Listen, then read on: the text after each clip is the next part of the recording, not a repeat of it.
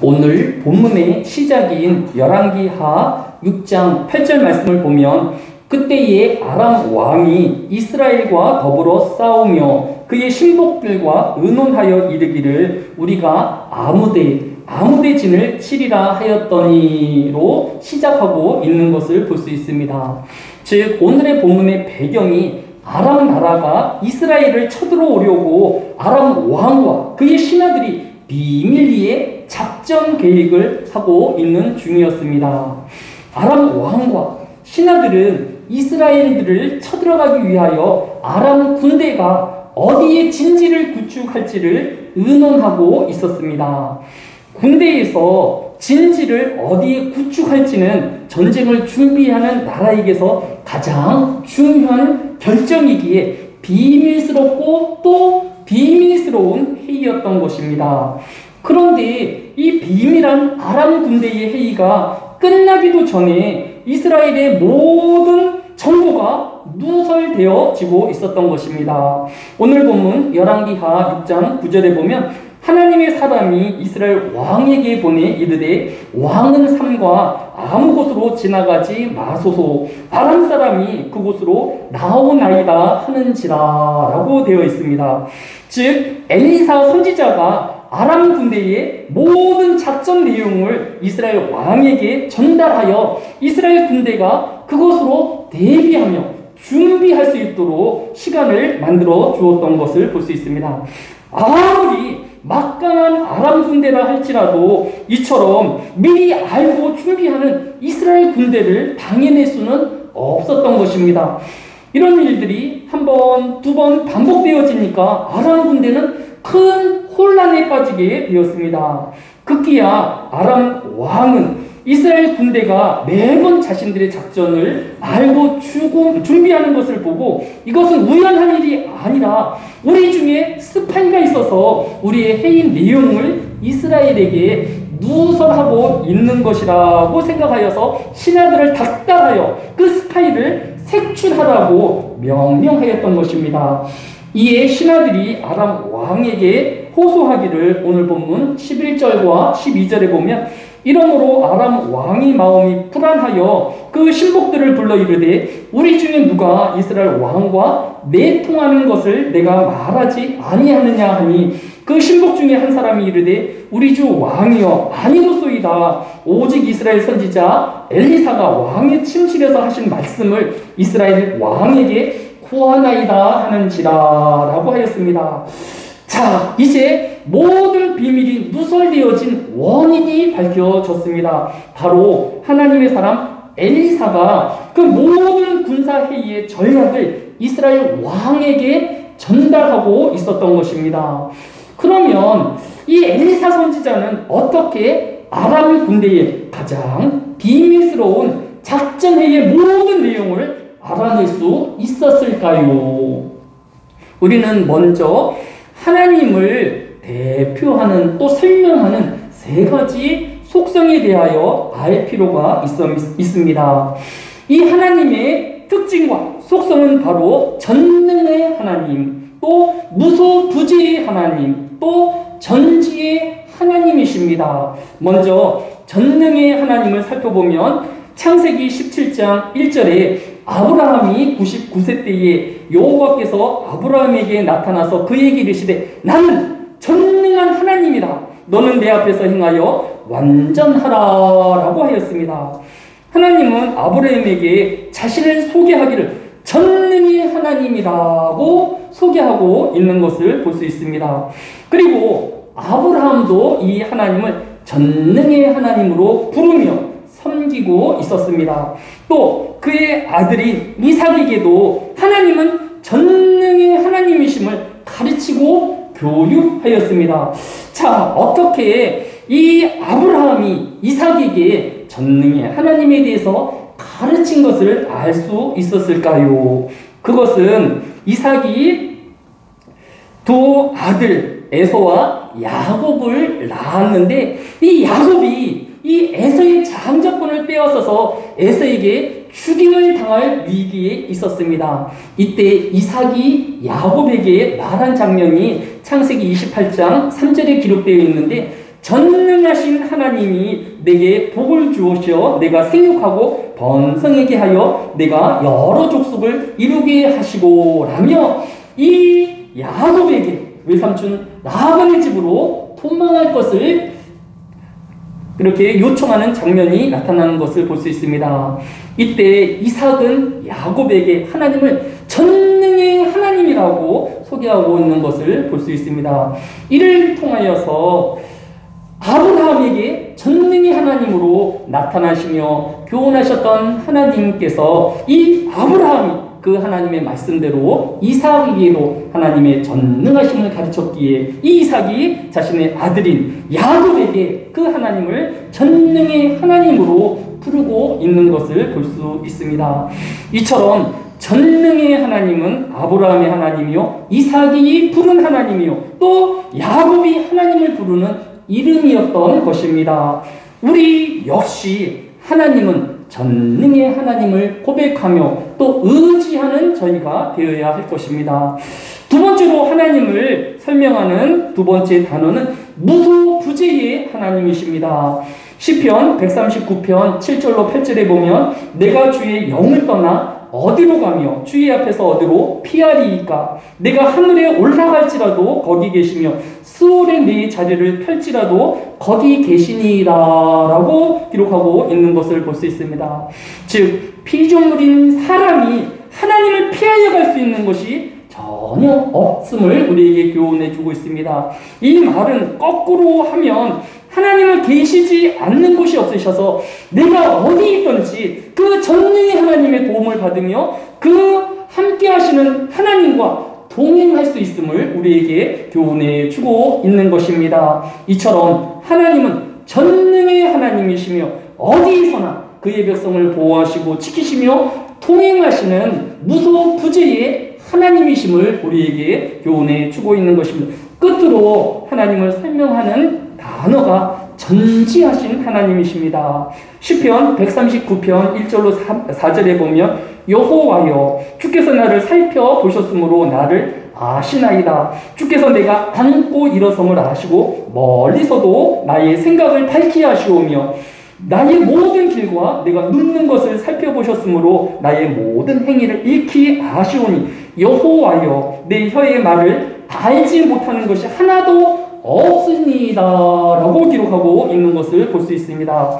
이처럼 하나님은 전지하신 하나님으로 우리의 생각과 우리의 앞날과 또 우리의 말과 행위를 다 아시는 전지하신 하나님이신 것입니다.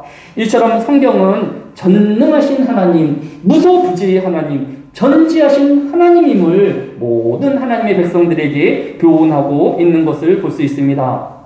우리가 이 사실을 통하여서 또 교훈받을 수 있는 것은 피조물인 사람은 전능할 수 없는 피조물입니다. 또 피조물인 사람은 환경과 장소에 제약을 받을 수밖에 없는 존재입니다. 또 피조물인 사람은 아는 것에 한계와 부족을 가질 수밖에 없는 피조물인 것을 인정해야 한다라는 것입니다. 따라서 우리는 우리의 힘이 부치우고 모자랄 때 전능의 하나님의 도움을 덧입어야 할 것입니다. 우리가 환경과 여러 어려움에 처했을 때에 무소부재하신 그 하나님의 도우심과 동행하심을 강구하며 또 하나님과 함께하는 우리가 되어야 할 것입니다. 우리가 아무리 애를 써도 지혜의 한계를 느끼며 또 문제를 풀어나갈 수 있는 지혜가 부족할 때가 있습니다. 이때 전지하신 그 하나님의 지혜와 또 하나님의 섭리를 또 우리가 도움을 받는 저희가 되어야 함을 우리에게 교훈해 주고 있는 것을 볼 수 있습니다. 엘리사도 사람입니다. 하기 때문에 엘리사도 그가 모든 일을 다 행할 수 없는 존재입니다. 그는 환경의 제한을 받아서 또 행할 수 있는 일에 제한이 있을 것이며 또 그가 아는 것에도 제한을 받을 수밖에 없는 사람일 수밖에 없습니다. 그런데 그 인간인 엘리사가 어떻게 아람 군대의 가장 비밀한 장소에서 행하여지는 전략을 그가 다 알고 이스라엘 왕에게 전달할 수 있었을까요? 바로 전지하신 하나님의 알려주심과 그 하나님과 동행하며 은혜를 덧입었기 때문에 그가 그 전지하신 하나님의 지혜를 덧입을 수 있었던 것을 볼 수 있습니다. 우리는 이 시간 먼저 전능의 하나님, 무소부재의 하나님, 또 전지하신 하나님 앞에 겸손한 성도가 되어지며 우리 일의 부족함이나 또 한계를 누려올 때에 이 전능하신 하나님, 또 무소부재의 하나님, 전지하시는 하나님 앞에 도움을 구하는 저희가 되어야 할 것입니다. 인간의 부족함을 느껴올 때마다, 교회가 한계 상황에 부닥칠 때마다 하나님 앞에 나아가며 하나님의 도움을 구하는 저와 여러분이 되어야 할 것입니다. 두 번째로 오늘 본문을 주시는 교훈은 엘리사가 자신의 비밀을 누설한 것을 안 아람 왕은 엘리사의 위치를 수문하여서 그가 도단에 있다라는 것을 알게 되었고 그 도단을 많은 병사를 동원하여 포위하였습니다. 오늘 보면 13절에 보니까 왕이 이르되 너희는 가서 엘리사가 어디 있나 보라. 내가 사람을 보내어 그를 잡으리라. 왕에게 이르되 보라 그가 도단에 있도다 하나이다. 왕이 이에 말과 병거와 많은 군사를 보내매 그들이 밤에 가서 그 성읍을 에워쌌더라 라고 기록하고 있는 것을 볼 수 있습니다. 제가 이 도단이라는 장소가 나와서 성경에 도단이라는 곳이 어떻게 설명되어 있는가 찾아보니까 성경에서 도단이라는 장소는 딱 두 번만 언급이 되어 있습니다. 첫 번째 언급되어져 있는 것이 창세기 37장 17절입니다. 그 사람이 이르되 그들이 여기서 떠났느니라. 내가 그들의 말을 들으니 도단으로 가자 하더라 하니라. 요셉이 그의 형들의 뒤를 따라가서 도단에서 그들을 만나니라 라고 기록되어 있는 것을 찾아볼 수 있습니다. 요셉은 형들에게 미움을 받고 있는 상황이었는데 이때 아버지인 야곱의 심부름으로 형들이 양을 치고 있는 세겜으로 이렇게 형의 안부를 살피기 위해 심부름을 가야 했었습니다. 지금 이 요셉이 있는 헤브론에서 세겜까지는 80여 킬로가 떨어져 있는 곳입니다. 사람이 이동거리로 보아서 한 하루에 40km를 이동한다 할지라도 3일을 꼬박 가야 도착할 수 있는 곳이 바로 이 세겜입니다. 그렇게 힘들게 이 요셉이 세겜에 도착했더니 벌써 형들은 이 세겜에서 도단으로 옮겨가 있었던 것입니다. 또 세겜에서 도단까지 거리가 한 20여 킬로 되니까 또 하루를 꼬박 걸어서 이 도단에 있는 형들을 만났습니다.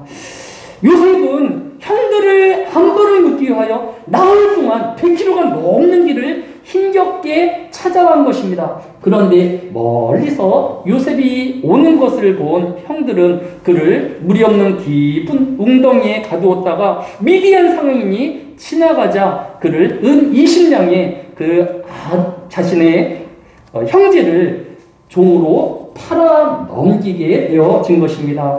한마디로 도단은 어떤 것입니까? 가장 믿었던 사람, 형들의 안부를 믿기 위해서 갔던 요셉이 형들에게 배신을 당하는 곳이 도단입니다.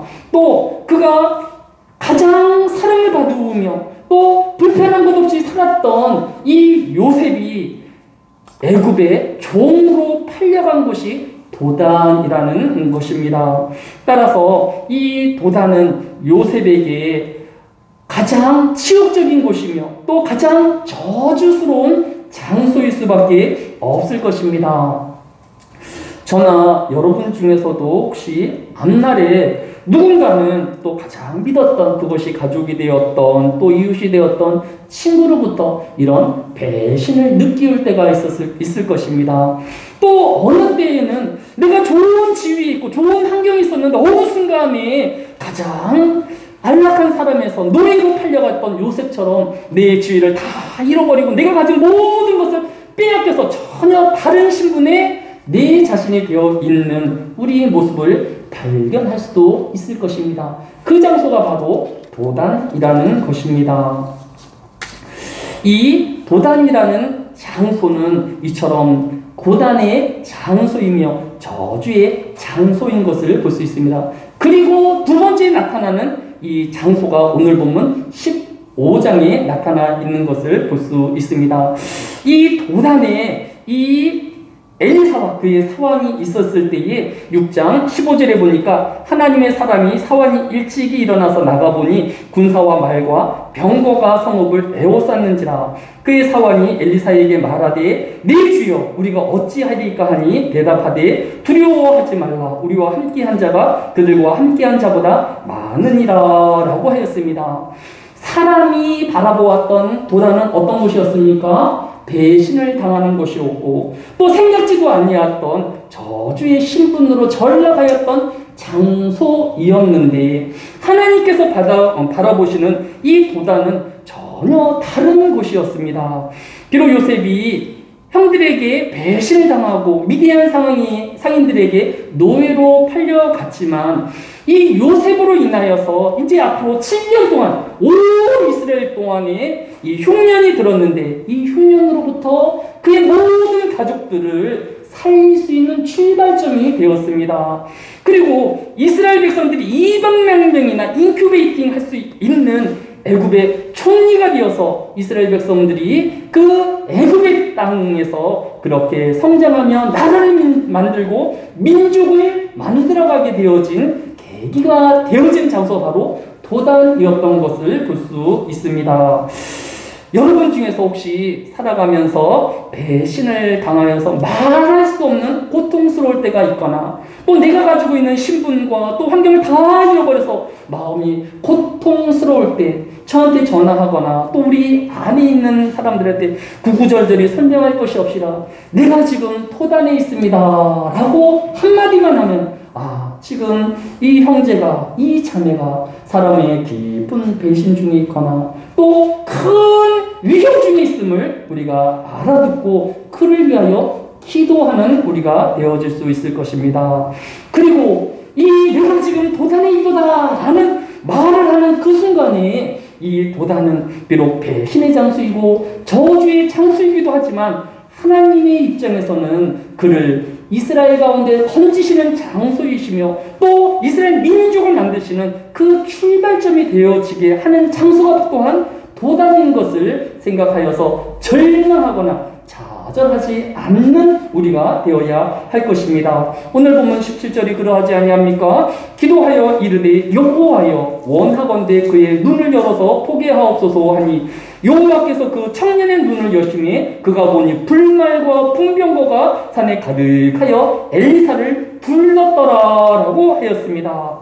지금 아람 군대가 척겹이 도단 성읍을 감싸고 있어서 이제는 꼼짝없이 죽을 인생이며 붙잡힌 인생이고 또 실패의 인생인 것 같지만 하나님의 눈으로 바라보니 하나님의 군대가 겹겹이 이 아람군보다 더 많은 수로 이 도단 성을 에워싸며 그들을 대적하고 있는 모습을 보여주고 있는 것을 볼 수 있습니다. 우리는 이런 도단의 길에 있을 때에 환경을 바라볼 것이 아니라 하나님을 바라보며 또 하나님의 섭리를 바라보며 소망하는 저와 여러분이 되어지시기를 주의 이름으로 축원드립니다.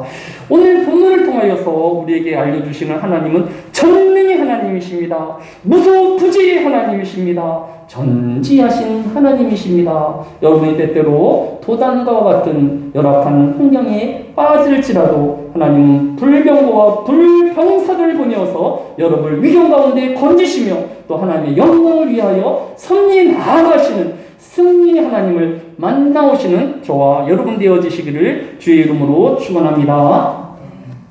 사랑이 많으신 아버지 하나님, 참으로 힘들고 어려운 상황보다도 하나님이 행하시는 일들을 바라보게 하여 주시기로 합니다. 우리 영안의 눈으로 세상을 바라보게 하여 주셔서 절망의 환경 가운데서도 소망을 발견하게 하여 주시고 또 일하시는 하나님과 동행하는 하늘의 교회의 성도들이 되어지게 하여 주시기를 원합니다. 이 안에도 하나님의 지혜로움으로 우리를 지혜롭게 하여 주시고 교회의 산적한 문제들 가운데 하나님의 인도하심을 함께 동행하는 저희들 또 교회가 되어지게 하여 주옵소서. 감사를 드리오며 예수님의 이름으로 기도드렸사옵나이다. 아멘. 다같이 찬송가 301장으로 하나님을 찬양합니다. 찬송가 301장입니다.